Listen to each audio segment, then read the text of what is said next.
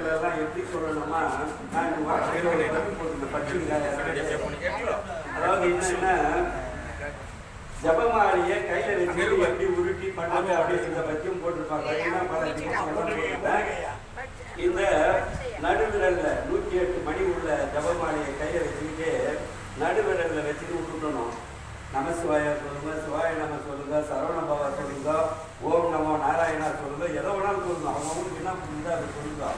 அந்த மந்திரத்தை எப்படி சொல்லணுமா, உதடு கூட அசையக்கூடாது. நான் ஏற்கனவே சொல்லுவேன், சிவாய நமன்ற மந்திரத்தை வந்து மனசுக்குள்ள மட்டும்தான் சொல்லணும். அந்த மாதிரி இந்த மந்திரங்கள் எல்லாம் மந்திரங்களாக சொல்லும் பொழுது எப்படி சொல்லணுமா, மனசுக்குள்ள மட்டும்தான் சொல்லணுமா. அதற்கு எண்ணிக்கையே 108. ஒவ்வொன்றும் ஒரு முறை நமசிவாயா நமசிவாயா. நான் இப்போ வாய்ப்பு சொல்கிறேன், அப்படி சொல்லக்கூடாது.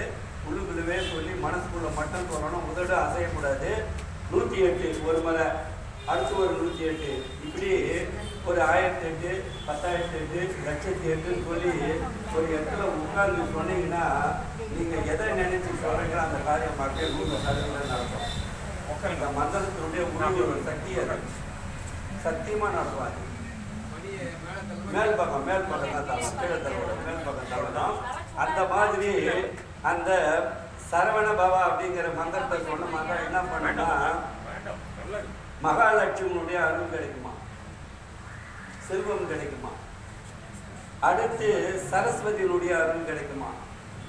அதுக்கப்புறம் பயத்தை நீக்குகின்ற, நமக்கெல்லாம் வந்து பயத்தை நீக்குகின்ற ஒரு தன்மை நம்மளுக்கு கிடைக்குமா. அதுக்கு அடுத்து முக்தி கிடைக்குமா. சரவண பவா அப்படிங்கிற மந்திரத்தை நீங்கள் வெறுமனே ஒரு 108, 1008, 1,08,000 சொல்லுங்களேன்.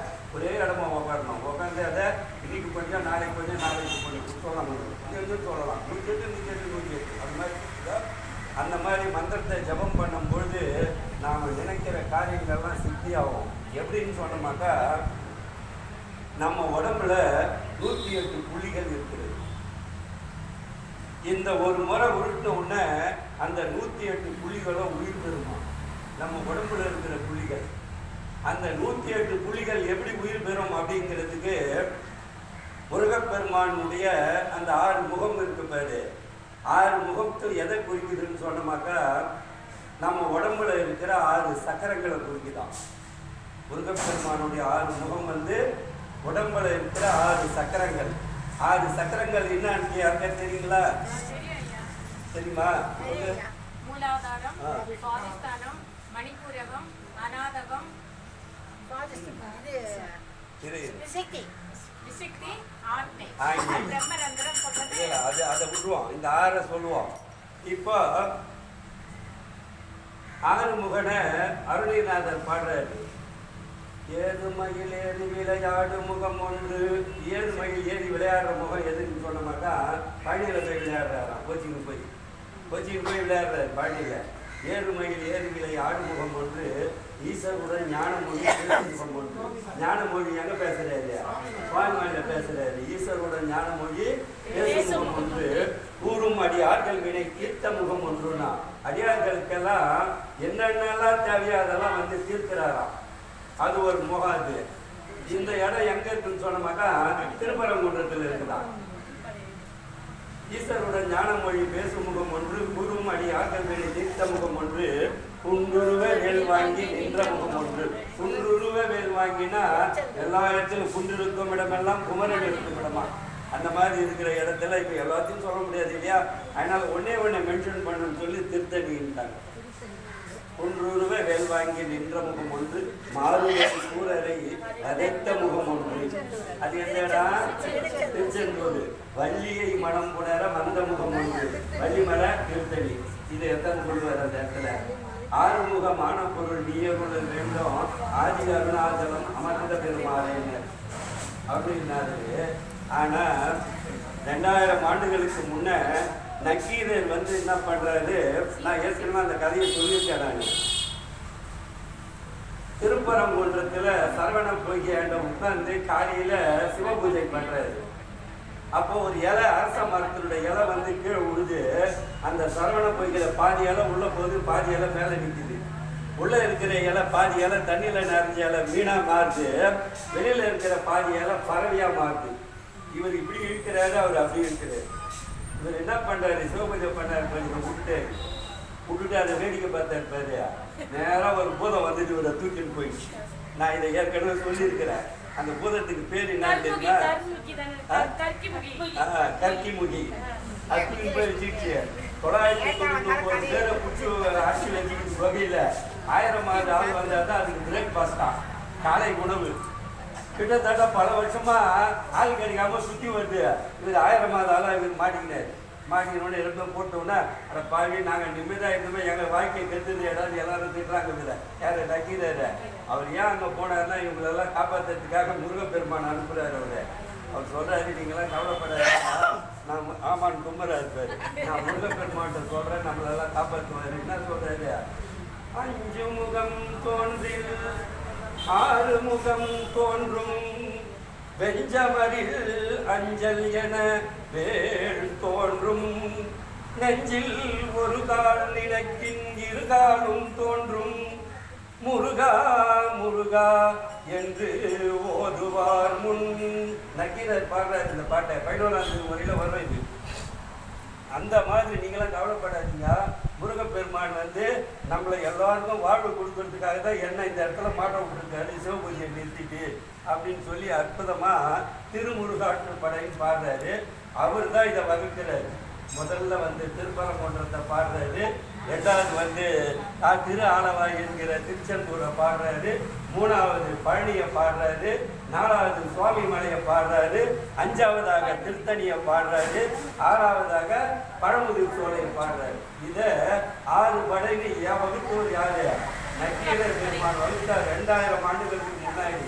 ஏன்னு சொன்னோமாக்கா, நம்ம உடம்புல இருக்க 6 சக்கரங்கள் இருக்கு பாரு. அதில் அந்த அம்மா சொன்னாங்க பாரு, முதல் சக்கரம் மூலாதாரம்னு பேர். மூலாதாரம்னா எங்கே இருக்குன்னு தெரியுமா? மலைக்குழிக்கு 1/2 இன்ச்சு மேலே, யூரின் போகிறதுக்கு 1/2 இன்ச்சு கீழே, 2த்துக்கு இடையில இருக்கிறது தான் மூலாதாரம். அதுக்கு அடுத்து அந்த யூரின் போகிற இடத்துல இருக்கிறது தான் சுவாதிஷ்டானம்னு பேர்.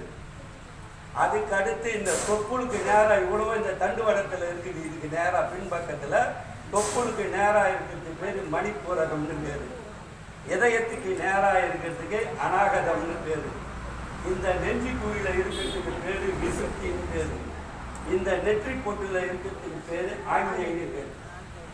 இந்த 6 புள்ளிகளும் இங்கேருந்து இந்த எலும்புல முதுகெலும்புல இருக்குது. நமக்கெல்லாம் மெயினானது எதுனா அந்த முதுகெலும்பு தான். இந்த 6 சக்கரங்களும் அந்த இறைவனை தவம் செய்யும் பொழுது இந்த 6 சக்கரங்களும் அவை உயிர் பெற்று மேலே வருமா. மேலே வரும்பொழுது என்ன பண்ணோம், இந்த 108 புள்ளி சொன்ன பாரு, அந்த 108 புள்ளியை தட்டி விடுமாது. நீ போய் வேலை செய், நீ போய் வேலை செய்யு சொல்லி ஒவ்வொன்றுத்துக்கும் அப்படியே சுறுசுறுப்பை கொடுத்து இயங்க வைக்குமா இந்த 6 சக்கரமும்.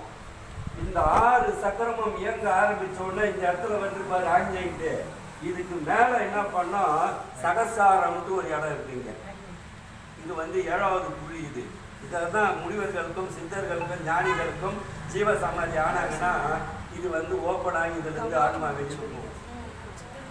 எல்லாருக்கும் சித்தர்களுக்கும் முனிவர்களுக்கும் ஞானிகளுக்கும் தினம் அவங்க இதை வழியா வெளியில் அனுப்புவாங்க. ஆன்மாவை தினமே அனுப்புவாங்க. அட்டமா சித்தின்னு பேர் இருக்கு. இதை நிகழ்ச்சியை பண்ண நமக்கு அந்த இந்த சகசாரம்ன்றது வெளியில போய் இந்த பிரபஞ்சத்தோட கலக்குமா. பிரபஞ்சத்தோடு கலக்குச்சுன்னா நாம் அந்த சித்தி நிலையை அடைஞ்சிட்டேன்னு அர்த்தம். அப்படி பண்ணும்பொழுது எல்லா சித்திகளும் நமக்கு கைகூடும். என்ன வித உணர்வும் காட்டலாம் இவ்வளோத்தையும் பண்ணும்பொழுது. அப்போ இந்த மூலாதாரம்னு இருக்கு பேரு. அந்த மூலாதாரத்துக்கு உண்டான கோயில் எதுன்னு சொன்னோமாக்கா திருப்பரங்குன்றமா மூலாதாரம். அதனால தான் அவர் மூலாதாரத்தை திருப்பரங்குன்றத்தை முதல் படைவீடாக வைக்கிறார். 2வது திரு சீரலைவாய் என்கிற திருச்செந்தூர் சுவாதிஷ்டானம். அந்த யூரின் போறதுக்கு நேராக இருக்கிற சக்கரம் இருக்கிற இடம் சுவாதிஷ்டானம்னு பேரு. அதுக்கு பேர் திருச்செந்தூர். 3வது தொப்புளுக்கு நேராக இருப்பாரு அந்த சக்கரத்துக்கு பேரு மூலாதாரம், சுவாதிஷ்டானம், மணிப்பூரகம். மணிப்பூரகம் எதுன்னு கேட்ட மகம் பழனி. அதுக்கப்புறம் இதயத்துக்கு நேராக இருக்கிறது சுவாமி மலை, நெஞ்சு குழிக்கு நேராக இருக்கிறது திருத்தணி, நெற்றி போட்டுக்கு நேராக இருக்கிறது பழமுதிர் சோலை. இதை இந்த மூலாதாரத்திலிருந்து ஆரம்பித்து அந்த சக்கரத்தை எழுப்பும் வழியாயிடுச்சு. அதனால நீ முதல்ல என்ன பண்ணு, முருகப்பெருமானை வந்து திருப்பரங்குன்றத்தில் பிரார்த்தனை செய்யும். அந்த முதல் சக்கரம் எழும்பி மேலே வருமா. திருச்செந்தூர் முருகனை பிரார்த்தனை பண்ணினா 2வது சக்கரத்தை போய் முட்டி அது போய் மேலே தூக்குமா. அதுக்கு மேலே பழனி முருகனை தரிசனம் பண்ணன்னு வச்சுக்கோ, 3வது சக்கரத்தை தூக்கி மேலே தள்ளுமா. அதுக்கப்புறமேட்டு திருத்தணியை தரிசனம் பண்ணன்னு வச்சுக்கோ, 4வது சக்கரத்தை தள்ளுமா. அதுக்கடுத்து சுவாமி மலையை பண்ணன்னு வச்சுக்கோ, 5வது சக்கரம் மேலே எழும்போம். அதுக்கு மேலே வந்து நாம் வந்து பழமுதிர் சோலையை தரிசனம் பண்ணி முருகனை பிரார்த்தனை பண்ணினா இந்த நெற்றி போட்டில் இருக்கிற 6வது சக்கரம் எழும்பி 108 புள்ளிகளும் வேலை செஞ்சு இந்த சகசாரம் ஓப்பன் ஆகுமா. ஓப்பன் ஆகி வெளியில் வந்து நமக்கு எல்லா சித்திகளும் கைகூடுமா.